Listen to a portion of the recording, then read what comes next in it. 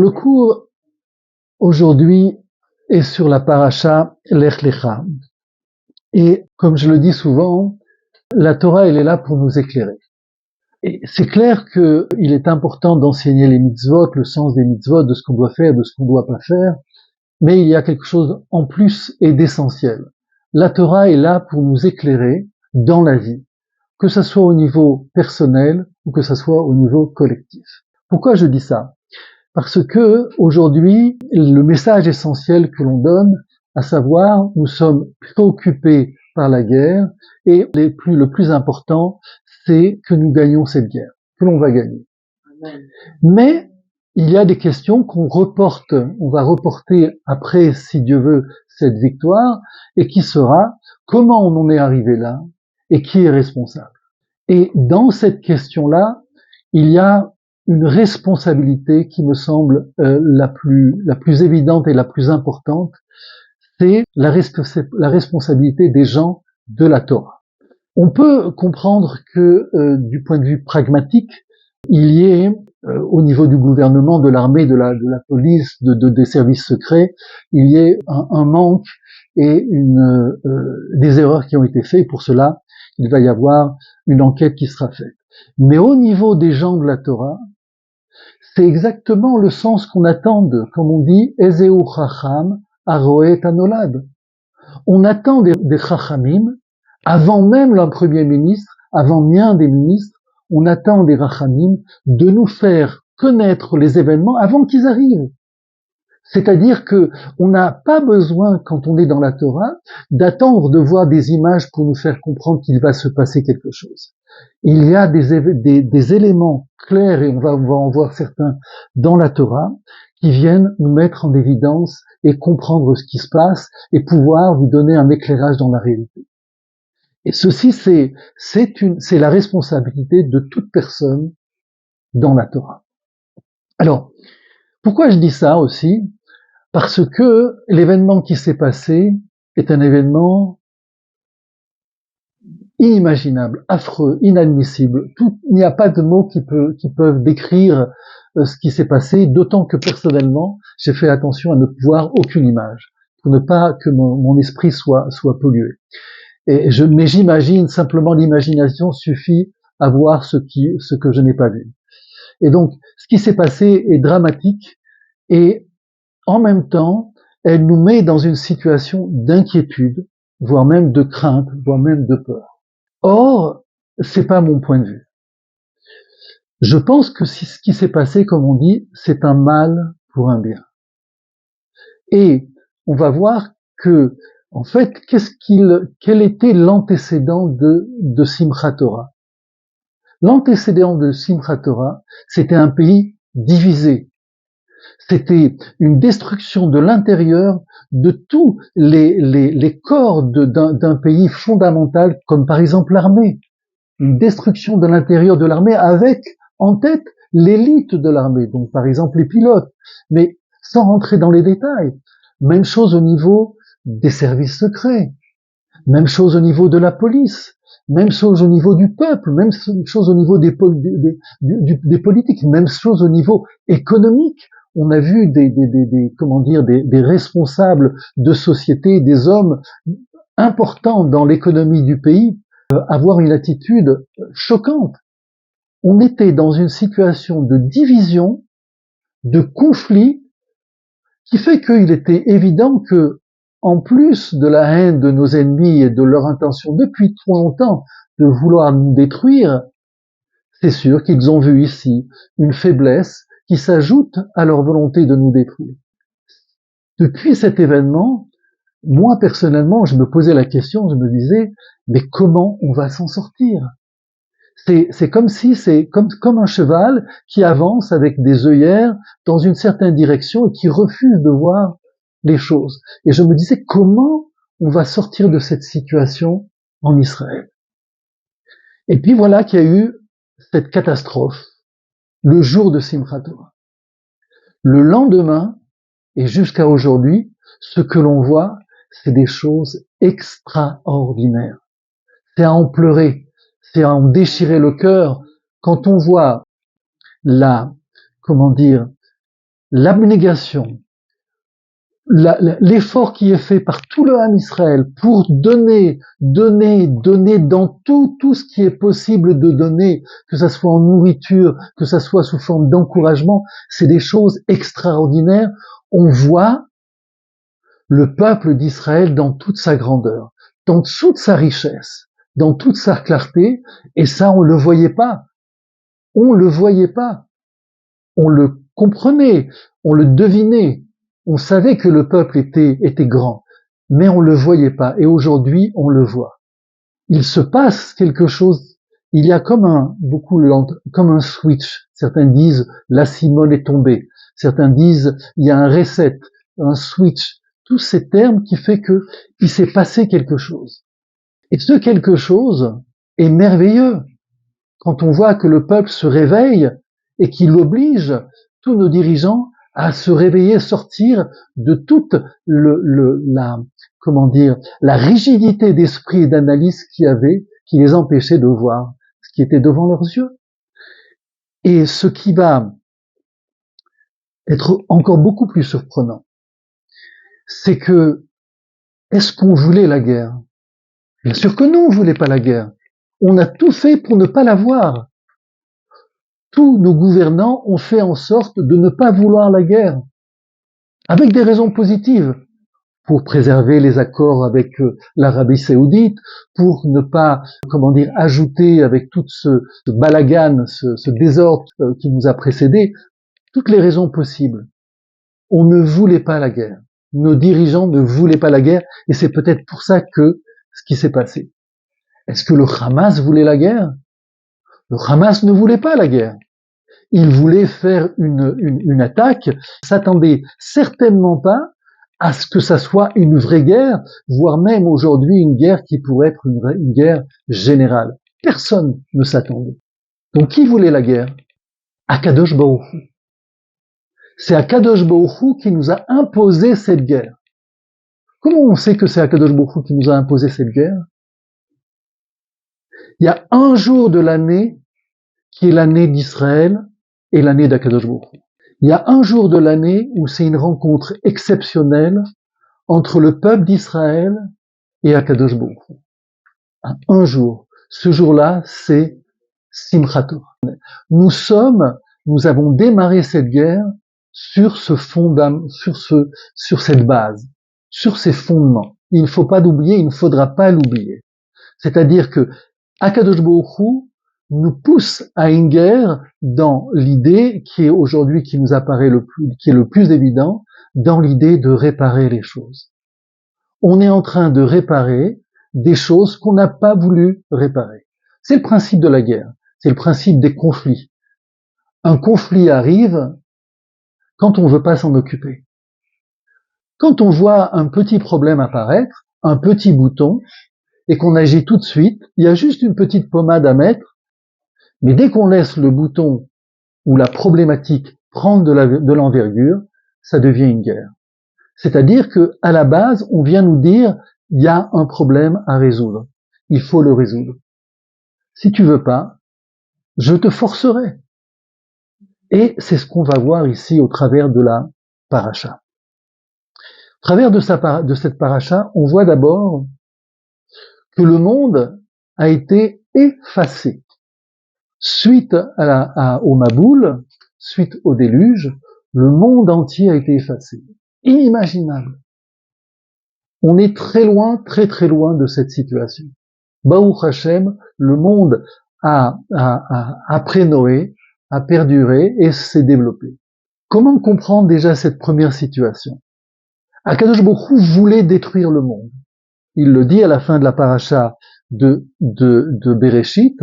Akadosh Baruch Hu voyait que le monde était rempli de Hamas, d'horreur, de violence, d'horreur. Le Roi Chaim dit c'est le mal par excellence. Quand le terme Hamas dans le texte, Akadosh Baruch Hu, le Créateur, avait l'intention de détruire toute l'humanité, y compris Noach. Mais voilà, Akadosh Baruch Hu a dit Venoach matzachen be'enei Hashem. Noach a eu la grâce vis-à-vis d'Akadosh Baruch Hu. Et nos sages d'expliquer en quoi consiste la grâce. La grâce, c'est quelque chose de gratuit. C'est toute la problématique que l'on a avec les chrétiens, qui considèrent que la grandeur de l'homme, c'est le fait d'avoir la grâce. Il ne s'agit pas de morale, il ne s'agit pas de bien, etc. et tout. Mais à partir du moment où il y a la grâce, il y a la lumière qui vient éclairer la tête de l'homme, alors à ce moment-là, ça devient un saint. Ça vient de cette idée de Noach. Noach Matzachen Bene Hashem. Il a eu la grâce, gratuitement.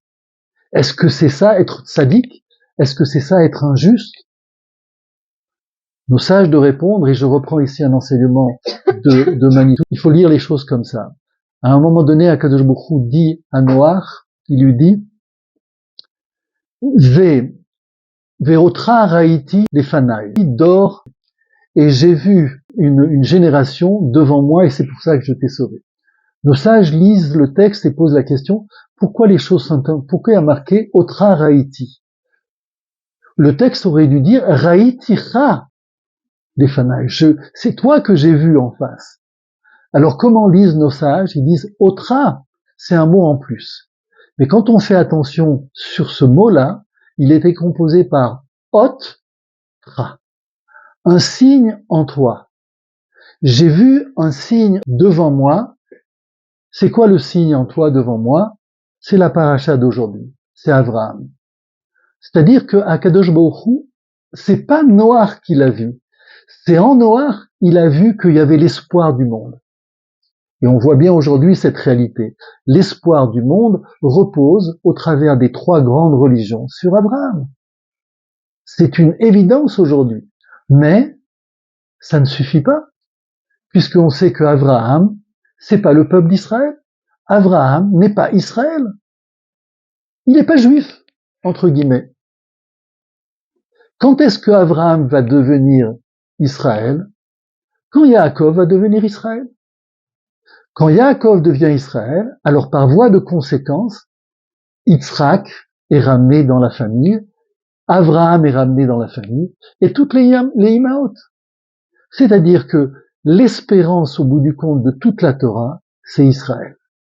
Tout l'objectif de ce monde, on dit que Bereshit, Réchit, c'est appelé Israël, c'est aussi l'appelé Torah. L'existence et la raison d'être de ce monde, c'est Israël. Et on se pose la question aujourd'hui, est-ce que Akadosh Baruch Hu nous protège ou nous protège pas? Est-ce que Akadosh Baruch Hu va nous permettre de gagner la guerre ou pas gagner la guerre? Est-ce qu'on peut gagner la guerre s'il n'y a pas les Américains avec nous, l'Europe, etc. et tout? C'est des bêtises. C'est vraiment des bêtises.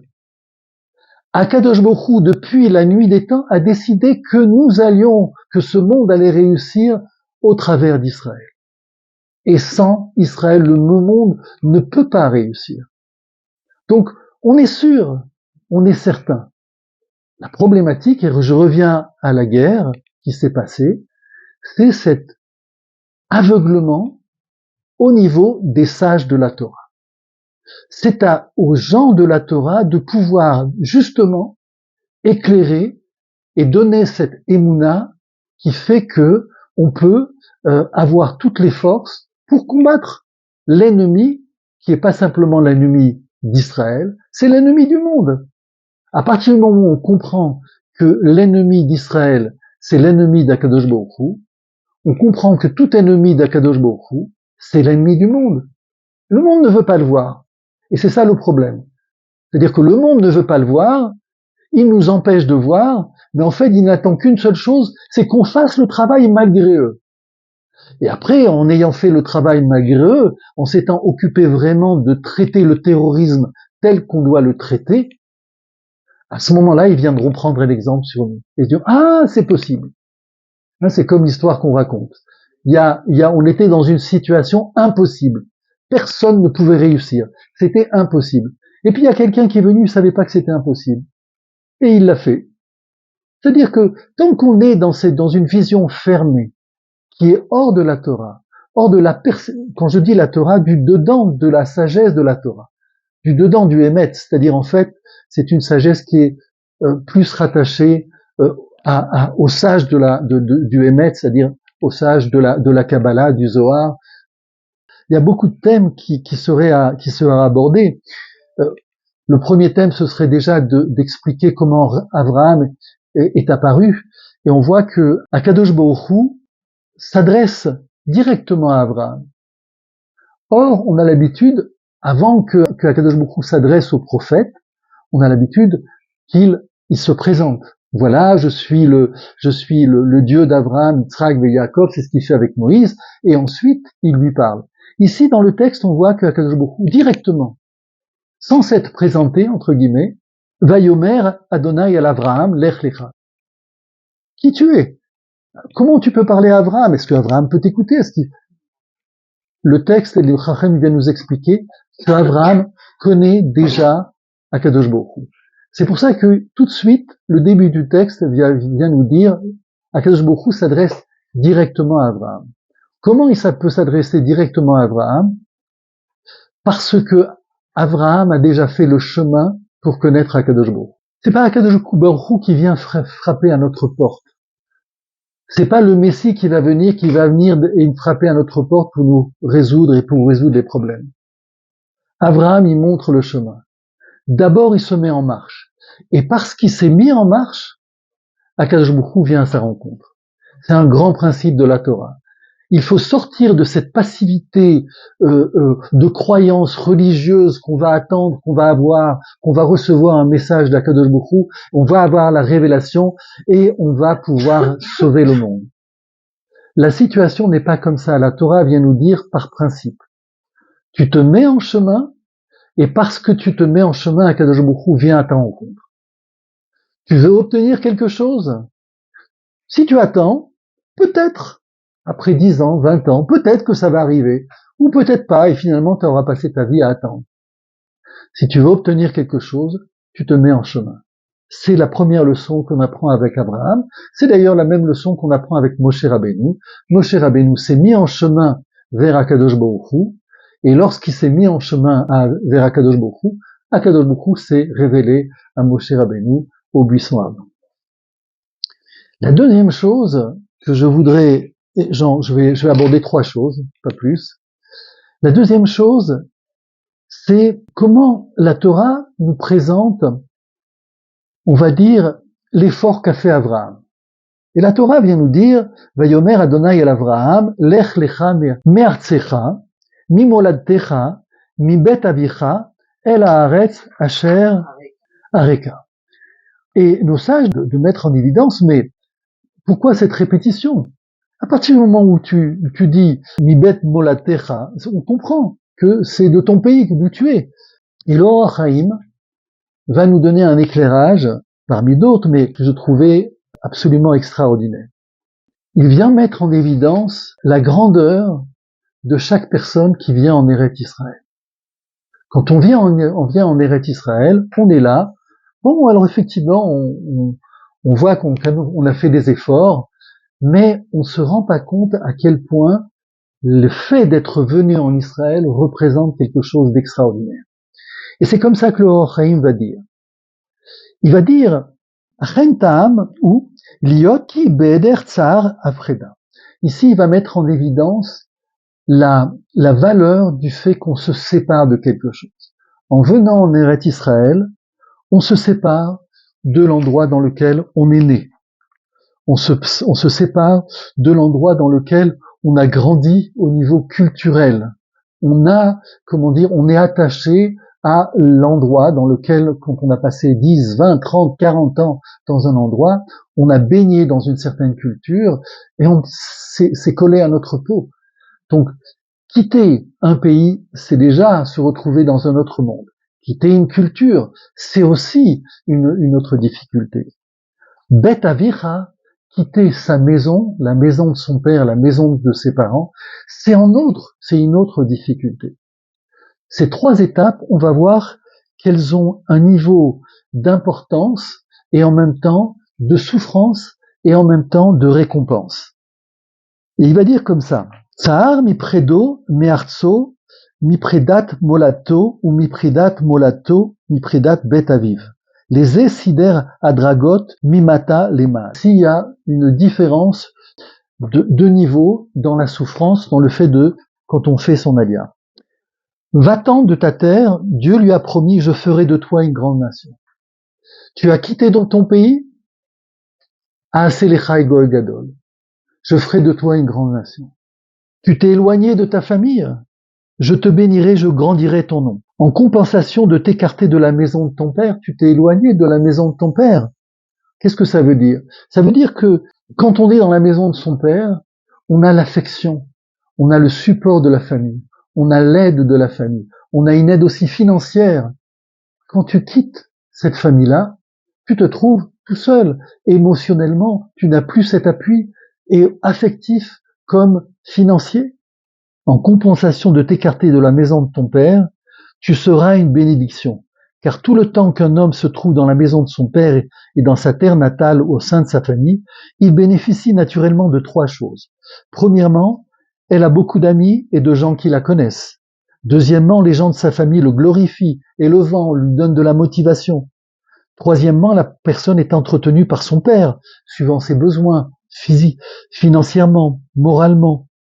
Et voilà qu'il quitte sa maison, il quitte son pays, il quitte sa culture, il perd tout. Et de là, Akadosh Baruch Hu va donner toutes les 3 bénédictions à Abraham, des bénédictions qui retombent sur le Ham Israël.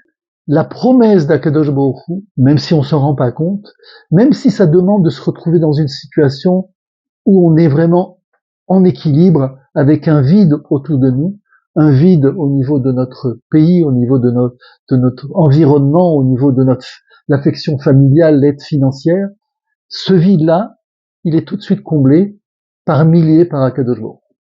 Le troisième, qui n'en est pas des moindres, et qui va vous surprendre, comme il m'a surpris. Le chapitre 15, verset 18. Bayom Haou, Karet Adonai et Avraham, Brit Lemor, les Aracha Natati et Haaretz Azot, Minahar Mitzraim, Ad Nahar Agadol, Nahar Prat. Le texte dit, je reprends la traduction, ce jour-là, l'Éternel a contracté une alliance avec Avraham en disant, j'ai octroyé à ta descendance ce territoire depuis le torrent d'Égypte jusqu'au grand fleuve, le fleuve d'Euphrate. Donc on parle ici de l'Égypte, Israël, le Sinaï, tous les pays qui vont jusqu'à l'Euphrate. Donc ça comprend la Syrie, la Jordanie, l'Arabie Saoudite, etc. Le Liban, le Kéni, le Gnizi, le Kadmoni, le Héri, le Phérézi, les Réphaïm, l'Amoréen, le Canaan, le Girgashi et le Zébouloussi. Et le Or HaChaim va poser la question, Bayom Haou Karat Imo Natati Lashon Avar. Pourquoi au passé? Pourquoi le texte a dit Bayom Haou Karat Adonai et Avraham? Pourquoi au passé? C'est quelque chose qui est de l'ordre du futur. Ma shekadam lanu sheizig ba Avraham yutzdak lomar natati gvar ki abanim yisru bidin yoresh. C'est-à-dire qu'il vient nous dire pourquoi c'est au passé? Parce que c'est déjà hérité. Vous vous rendez compte qu'on est aujourd'hui en train de se battre pour la bande de Gaza, en n'oubliant pas que c'est pas une question de territoire dont il s'agit, c'est une question d'une âme destructive qui est liée à ce territoire, qui oblige Israël dans sa kedusha, dans sa grandeur, de prendre possession. On n'est pas des envahisseurs, on n'est pas là pour prendre du terrain, pour s'agrandir, pour avoir un stade un petit peu plus grand ou une maison avec plus de pièces.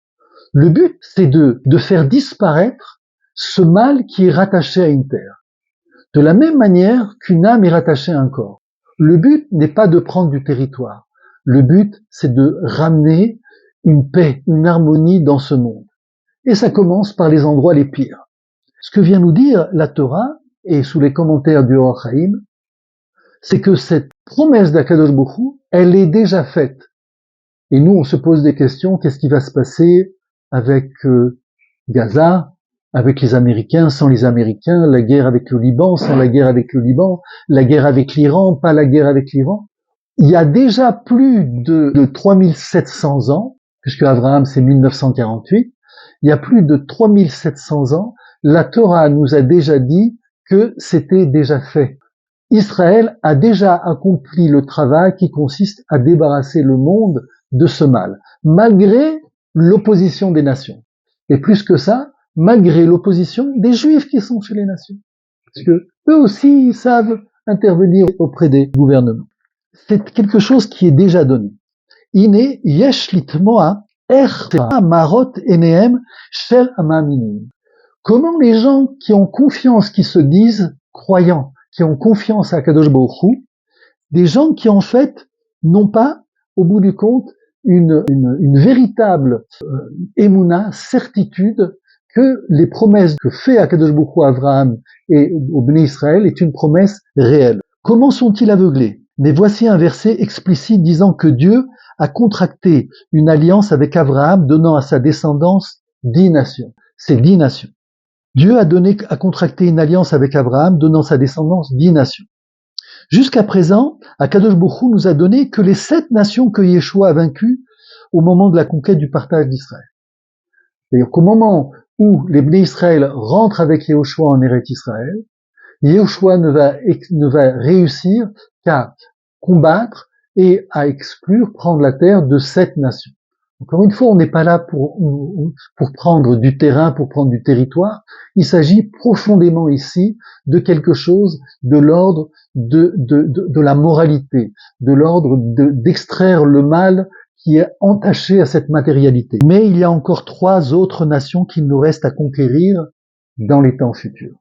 Comment ces ossements desséchés peuvent-ils dire que l'espoir de notre peuple est perdu alors que le serment de Dieu les a contredits? Il parle de ces gens qui se présentent comme des croyants, mais qui remettent en question cette affirmation de la Torah qui nous assure. Et quand on dit qui nous assure, ça implique ici une prise de responsabilité. C'est pas, comme on l'a dit tout à l'heure, Akadosh Baruch Hu s'occupe de tout, il va faire tout. On voit malheureusement, on l'a vu à la guerre de Simchat Torah, que toute la problématique, c'est de prendre en charge les choses, de prendre la responsabilité, de voir, d'analyser et de dire. En effet, et je vais terminer par cet enseignement, la promesse de Akadosh Baruch Hu de nous soumettre les 7 peuples ne s'est pas encore réalisée, et ainsi on voit les esclaves, Ishmaël nous domine. Comme il n'y a que les 7 peuples qui ont été, la terre des 7 peuples qui ont été prises, alors la puissance de Ishmaël est maintenue sur la terre d'Israël. Il faut dire que Akadosh Baruch Hu se comporte avec nous d'après la loi de mesure sur mesure. De la même manière que nous, serviteurs d'Akadosh Baruch Hu, nous avons été choisis pour cela. Nous nous soumettons à lui, à l'image d'un esclave révolté devant son maître. C'est-à-dire que il y a un partage. Akadosh Baruch Hu nous ordonne, Akadosh Baruch Hu nous donne une bracha, mais à nous de l'apprendre et à nous de faire les efforts pour pouvoir l'apprendre. Sinon, ça n'a pas de sens. Od natati libi letor beseder aktuvim. J'ai prêté aussi attention à l'ordre des versets et j'ai vu que tout d'abord, Akadosh Baruch Hu a mentionné les 3 nations qui sont les Kéni, le Gnézi et le Kadmoni, qui sont les 3 peuples, Ammon, Moab et Édom. Bien que ces 3 nations-là ne seront données qu'à la fin des temps, à l'époque du Mashiach, il faut conquérir avant les 7 autres qui ont été conquises à l'époque de Yehoshua. Il n'est donc pas correct de ne pas respecter l'ordre chronologique des événements. C'est-à-dire que, avant de nous occuper, avant le conflit qu'il va y avoir de manière inéluctable avec Édom, avec toutes les forces ici spirituelles, les forces qui consistent à rétablir de l'ordre et la présence d'Akadosh Baruch Hu, la Kedusha dans ce monde, qui fait que nous sommes obligés par cela et par la Torah et par Akadosh Baruch Hu de les accomplir, nous avons à prendre possession, débarrasser la terre, débarrasser Eretz Israël, les identités qui veut vomir. Il n'attend que nous. Et nous, jusqu'à présent, on voulait pas. On ne voulait pas les considérer comme des gens qui salissaient la terre. Jusqu'au moment, eh bien, ils sont frappés à notre porte. Et c'est la catastrophe qui nous est à la fois tombée sur nous au moment de Simchat Torah, mais en même temps, toute l'attente que Akadosh Baruch Hu porte sur nous, en étant avec nous, parce que de toute façon, on est obligé d'accomplir ce qu'on doit accomplir. Et Akadosh Baruch Hu nous a promis, déjà depuis plus de 3700 ans, que les choses se réaliseront ainsi et que Israël sera protégé. Il ne nous reste plus qu'à, finalement, faire le travail pour que ça s'accomplisse. Voilà, j'espère que avec ces mots, on a plus de force, de courage, mais surtout d'une émouna, d'une croyance réelle. profonde. C'est-à-dire, il s'agit pas de croire, et il faut croire parce qu'on est juif, on croit en Dieu, etc. et tout. Mais c'est une croyance dans la réalité. Comme quelqu'un qui sait que demain matin, le jour va se lever. C'est pas, j'ai une croyance. Je sais, j'en suis sûr.